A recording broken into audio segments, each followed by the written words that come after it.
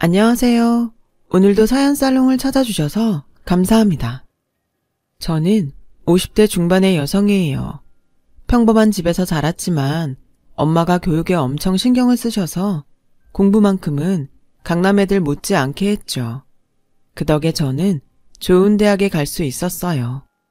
경영학과에 갔는데 생각보다 많은 애들이 휴학계를 내고 어학연수를 가기도 했고 워킹홀리데이를 가는 애들도 있었어요. 저희 집은 돈을 들여서 외국으로 유학을 보낼 만한 형편은 안 됐어요. 하지만 많은 애들이 영어권 나라에 가는 걸 보고 저도 가야겠다고 생각했죠. 저는 캐나다에 워킹홀리데이를 6개월 다녀오게 됐고 그 후로 유학에 대해 생각이 많아졌어요. 엄마도 저나 제 동생을 유학 보내고 싶어 하셨지만 쉽지 않았어요. 아빠가 부촌에 가게를 내고 직접 만든 캐주얼 옷을 파셨는데 그럭저럭 저희 네 식구 살 정도의 수입만 나왔거든요. 저는 어떻게든 제 힘으로 유학을 가보자고 생각했고 패션 경영을 공부할 수 있는 영국을 염두에 두고 공부했어요. 영국을 택한 이유는 유학생이 아르바이트를 할 수 있는 얼마 되지 않는 나라이고 석사 과정도 짧은 시간에 마칠 수 있어서였죠. 그런 결심을 한 이후 저는 폭풍 공부를 하며 중고생 과외로 돈을 모았어요. 아무리 아르바이트를 할 수 있다고 해도 제가 돈을 넉넉히 가지고 가야 덜 고생할 테니까요. 그렇게 열심히 준비를 해서 졸업 후 영국에 갔어요. 돈을 마련해서 갔더구는 해도 낯선 해외 생활에 생각지도 못한 돈이 여기저기 들어가는 거예요. 그래도 얼마 안 가서 아르바이트를 구할 수 있어서 다행이었어요. 그때 저처럼 힘들게 유학 온 사람들과 친해졌고 힘들 때마다 서로를 격려하며 공부를 했어요. 나름 노력을 한다고 했지만 저는 1년 만에 석사를 따지는 못했고 1년을 더 공부해서 졸업을 했죠. 저는 한국으로 돌아와서 한 패션 회사에 입사 원서를 냈어요. 워낙 똑똑하고 실력 있는 사람들이 많아서 제가 합격할 수 있을지 알 수가 없었어요.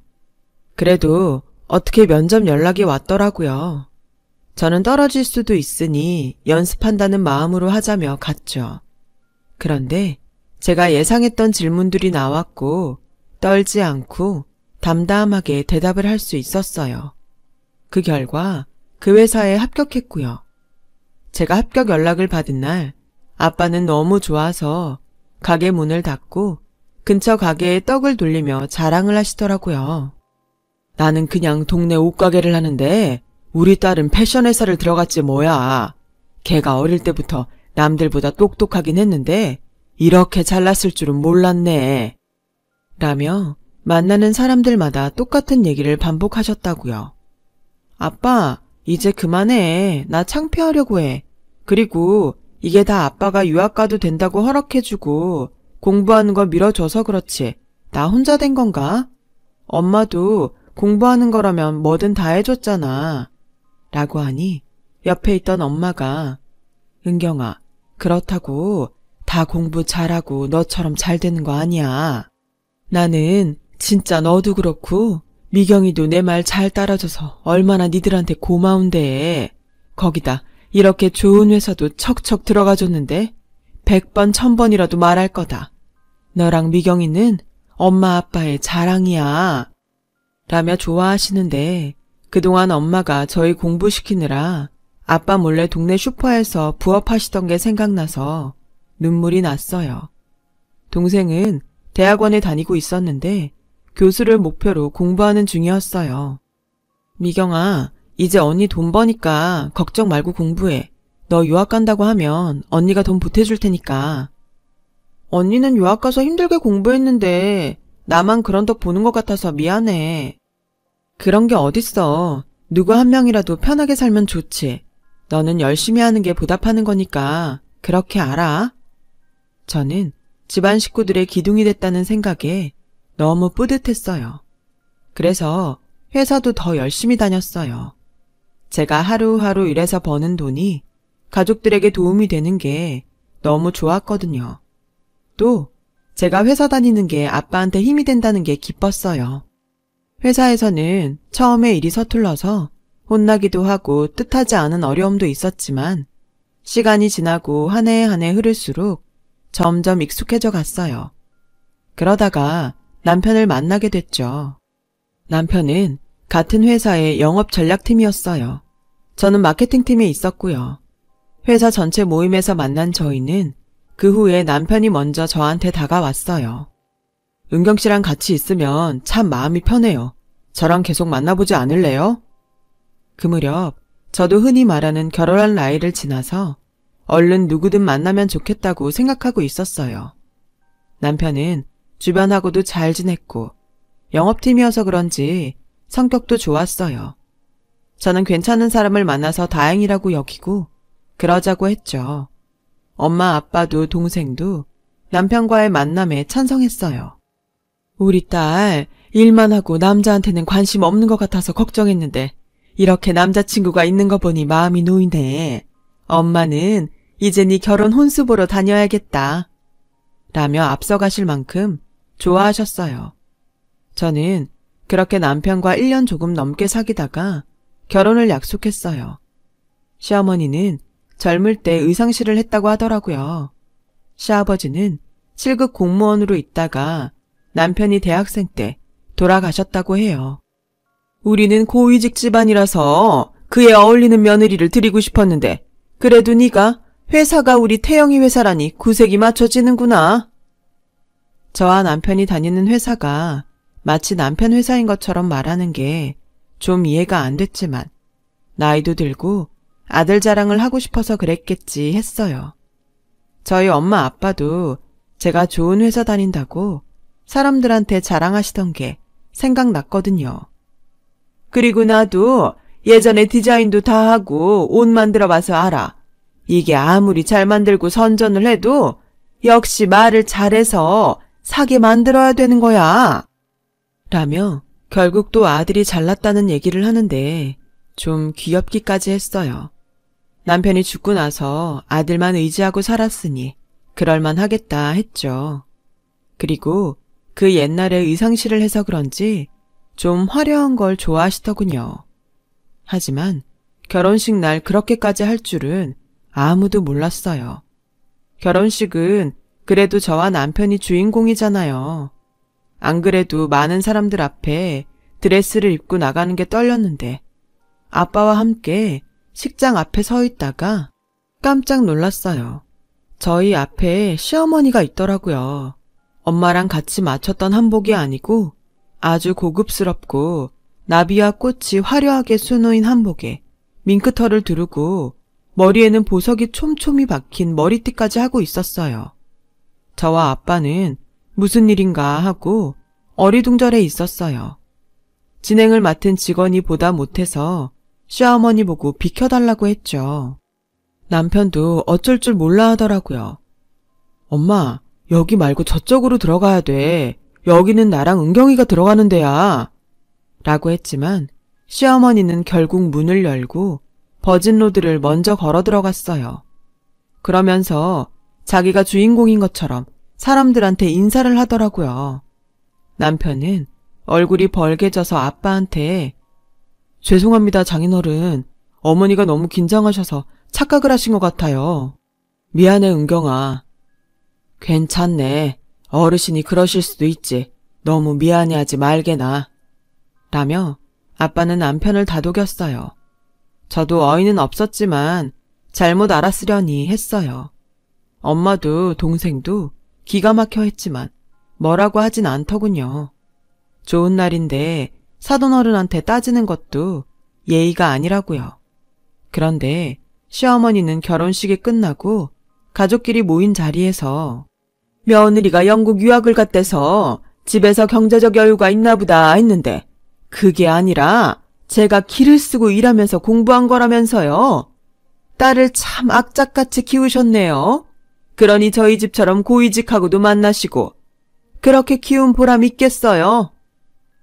좋게 봐주신 거라면 감사합니다.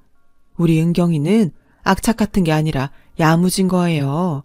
아마 사돈어른한테도 패 끼치는 일 없을 겁니다. 라며 엄마가 한마디 하셨어요. 시어머니는 못마땅한 표정은 지었지만 더 이상 아무 말 하지 않았어요. 그런데 자기 마음에 안 드는 게 있으면 저한테 네 엄마 닮아서 그렇게 교양이 없는 거니? 하긴 그런 억센 엄마 밑에서 자랐으니 남의 나라까지 가서 일하며 버텼지. 라는 거였어요. 처음에는 참으면서 들었지만 시간이 지나도 계속 그러더라고요. 어머니, 제가 마음에 안 드시는 건 알겠어요. 그래도 친정엄마를 자꾸 뭐라고 하지는 말아주세요. 엄마는 저 잘되라고 열심히 지원해 주신 거밖에 없어요. 지원? 너 지원의 뜻은 알고 말하는 거니? 니네 엄마가 돈 있고 교양 있어서 널 제대로 지원했으면 네가 이렇게 상스럽진 않지. 네가 과일 하나를 제대로 고급스러운 걸 잘 살 줄 아니? 컵 하나를 고상한 걸 고를 줄 아니? 이래서 비슷한 집안끼리 결혼해야 되는 건데 영국 유학이라는 거에 완전히 속았어. 라며 혀를 차는 거예요. 남편은 어디서나 좋은 사람이구만 싶어 했고 엄마 앞에선 더 했어요. 당신이 좀 참으면 안 돼? 난 다른 남자들이 고부 갈등 때문에 죽겠다 그래도 당신이면 그런 일 없을 거라고 큰 소리 땅땅 쳤는데 이게 뭐야?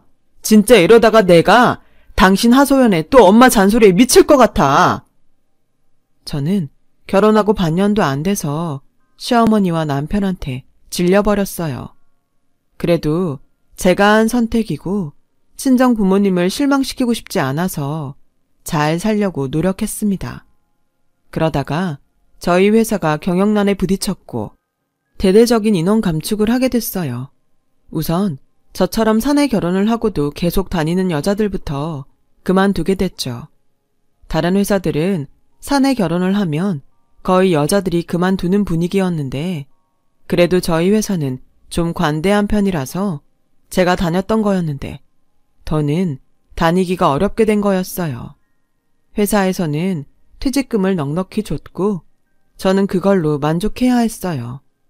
그런데 시어머니는 제가 퇴직금 쓰는 걸 간섭하더라고요. 너 잘됐다. 그 돈 절반은 니네 가구랑 식기 싹 다 바꾸고 절반은 잘 뒀다가 태영이 힘든 일 있을 때 써라. 내가 말을 안 해서 그렇지? 니네 친정 안목이 우리 같은 고위직 집안하고 너무 달라서 니네 집 갈 때마다 마음에 안 들었다. 이 기회에 가구랑 식기 싹 정리하고 새로 들여놔. 어머니, 그건 안 될 것 같아요. 저희 집 가구랑 식기가 어머니 마음에 안 드실지 몰라도 전부 새 거고 전 바꿀 마음 없어요. 그리고 저랑 태영 씨 사는 집이지 어머니 사는 집 아니잖아요. 저희가 사는데 불편한 거 없으니 그냥 이대로 살게요. 너랑 태영이 집? 그게 어떻게 너랑 태영이 집이냐? 태영이랑 내 집이지.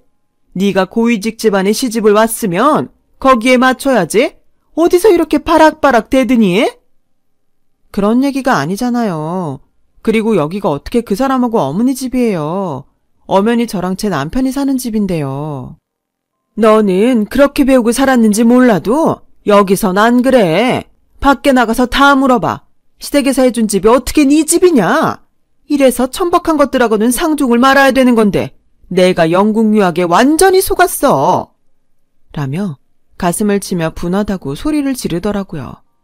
그래도 가구랑 식기를 다 바꾸라는 말에는 따를 수가 없었어요. 그럴 필요도 없었고요. 남편은 이제 아예 저와 시어머니 사이에 끼고 싶지 않다며 자기한테는 말도 하지 말라고 했어요. 그냥 알아서 해. 당신이 엄마랑 잘 합의를 하라고. 나 좀 괴롭히지 마. 밖에서도 남들 비위 맞추고 협상하고 들어오는 사람한테 엄마랑 당신 사이까지 조율하라고 해? 당신도 좀 잘해봐.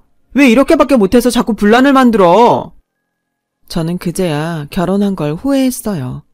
그전에는 아이가 빨리 안 생기는 게 걱정이었는데 그날 이후로 아이가 안 생겨서 다행이라고 생각하게 될 정도였어요.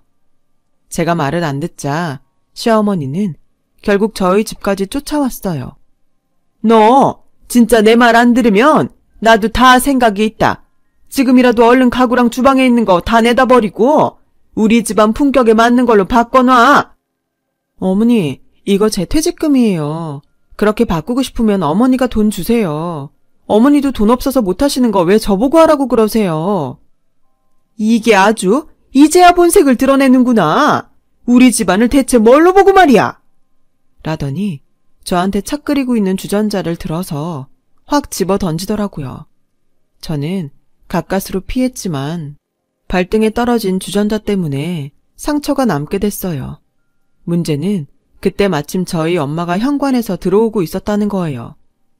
지금 이게 뭐 하는 겁니까? 며느리한테 끓는 물을 집어 던져요. 저 여태까지 참았는데요.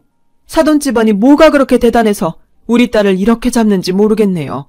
대체 뭐가 고위직이고 뭐가 품격입니까? 이렇게 천박한 짓은 혼자 다 할 거면서. 저 이런 집에 우리 딸 하루도 더 못 둡니다. 은경아, 가자. 엄마는 제 손을 끌고 그 집에서 나왔고 저는 그렇게 결혼한 지 1년도 안 돼서 이혼을 하게 됐어요. 시댁에서는 위자료를 안 주려고 이혼 서류에 도장만 찍어서 우편으로 보내더니 연락도 다 끊고 이사까지 가버렸더군요. 됐다. 돈 몇 푼 받자고 더는 상종 못할 인간들 괜히 찾아다니지 말자. 결혼식 날 지가 가운데로 들어갈 때 알아봤어야 되는 건데 그거 못 알아본 우리 실수라고 치자. 라며 아빠는 저보고 이제라도 이혼한 게 잘한 거라고 하셨어요.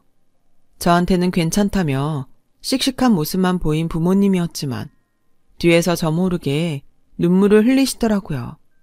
그 모습을 본 저는 너무 속상해서 뭐라도 해드리고 싶었어요. 그런데 아빠가 저한테 제안을 하셨어요. 은경아, 아빠가 다른 옷가게에서 우리가 파는 옷을 자기네도 팔게 해달라는 말을 들었는데 그거 아빠랑 해보지 않을래? 그도 그럴 게 아빠가 만드는 옷들이 잘 팔리는 편이었거든요. 아빠 옷가게는 다른 데에서 옷을 받아다 파는 게 아니라 거의 아빠가 만드는 옷을 팔았어요. 그러다가 다른 옷가게에서 제안을 받은 거였고요. 아빠는 변두리 작은 건물 지하에 세를 얻어서 직원 둘과 함께 옷을 만드셨어요. 그러다 보니 옷을 많이 만들어내는 건 어려웠죠.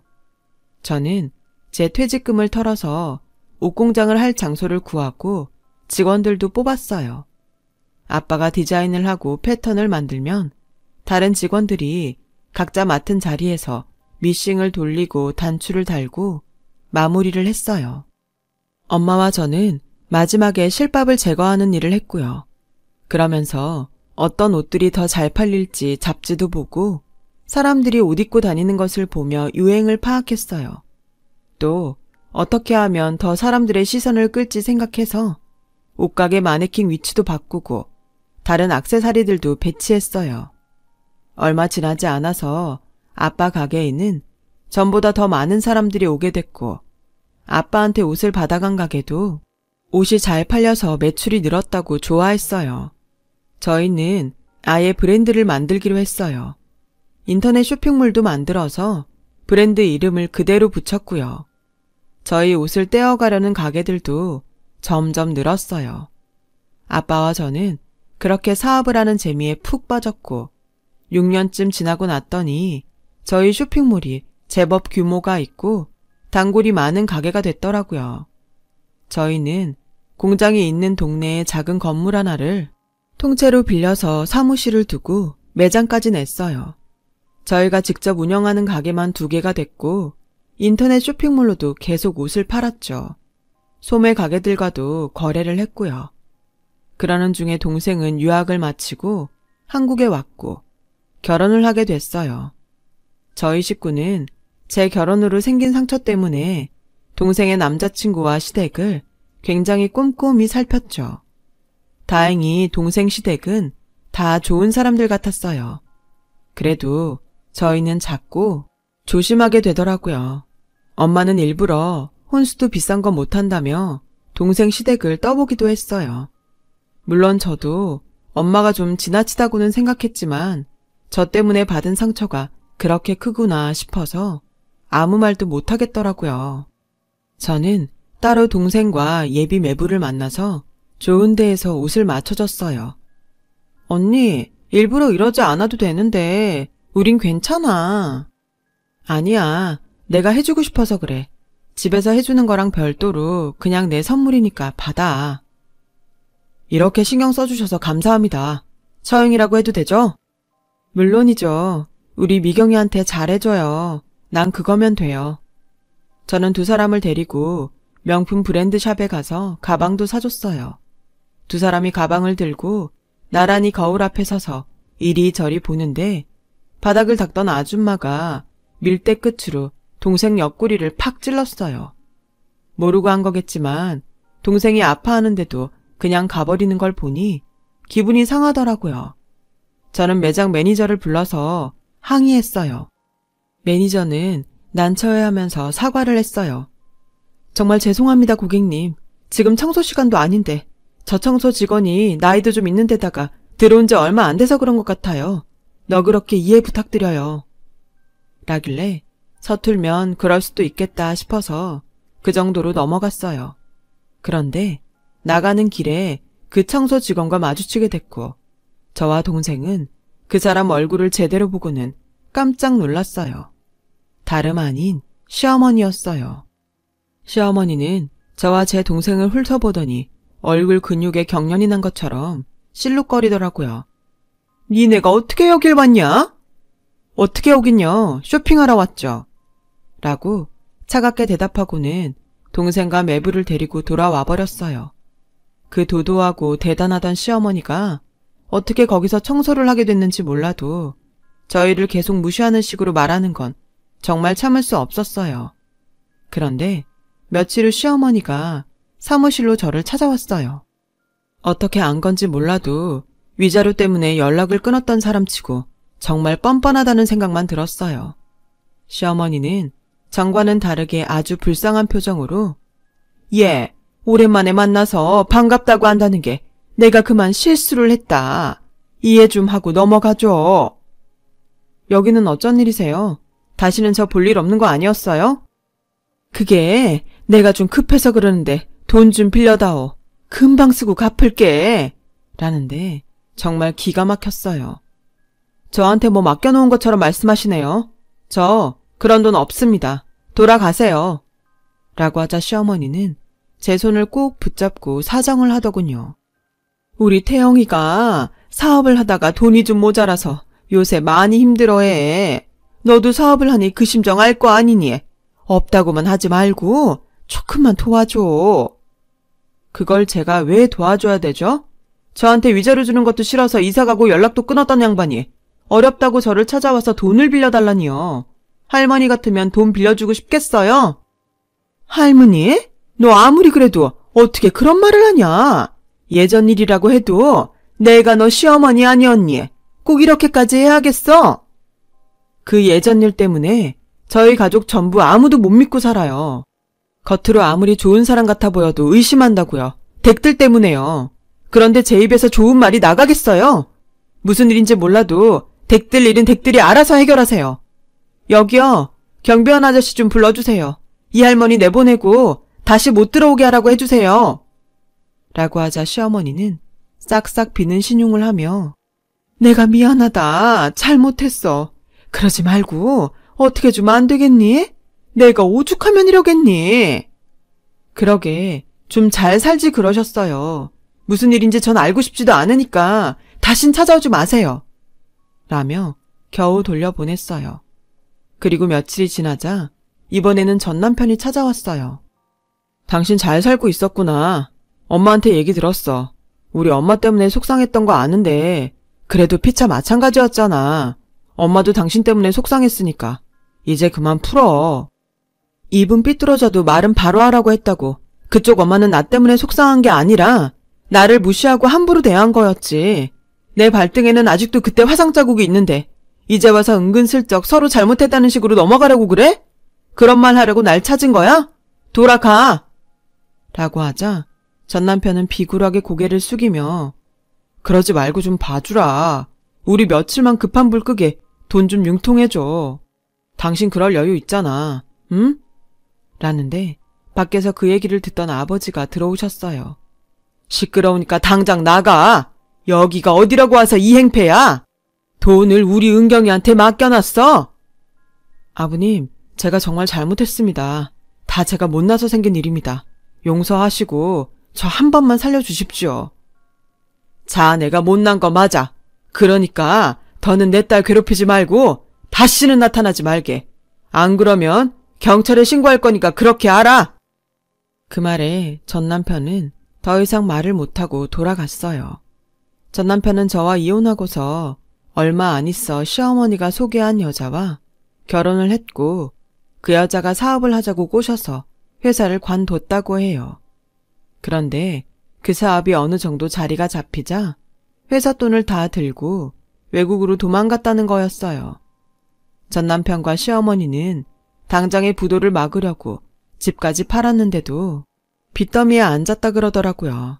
그러다가 둘 다 노동일을 하게 됐고 시어머니가 저를 만나게 된 거였어요. 그래도 전 불쌍하다는 마음이 들지 않더라고요. 자기네가 고위직 집안이라며 저와 친정을 무시하던 걸 생각하면 여전히 열불이 터졌죠. 그렇게 남을 무시하고 함부로 대하니 자기들도 그렇게 당하는 거 아니겠어요? 다 자기가 한 대로 돌려받는 거죠. 그 뒤로 전 남편과 시어머니 소식은 영영 끊어졌어요.